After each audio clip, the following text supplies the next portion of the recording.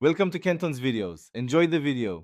You begin by preparing an executable Java project. Install JDK 11 or newer and verify Java version.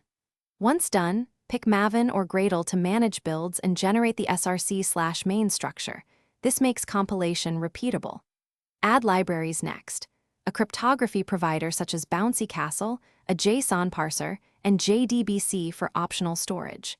Make sure to initialize a Git repo now, because you will iterate fast. These steps get you into coding immediately. They prevent environment friction later.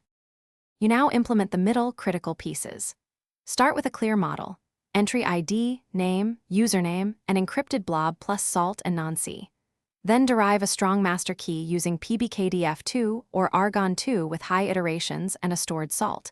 This defends against brute force.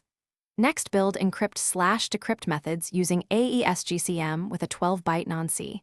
Include associated data, like entry ID for integrity. Also create import/export JSON functions and unit tests, so changes remain safe as you finish by wiring storage, UI, and recovery. Choose an encrypted file or SQLite. Alternatively, integrate the OS key store for the master key. Build a CLI or lightweight Java FX interface that prompts interactively but never logs passwords. Implement password change by re-encrypting entries with a new derived key and provide encrypted backup export/import. If something fails, check common issues. Incorrect salt/non-C reuse or wrong key derivation parameters. Regenerate salts and confirm PBKD.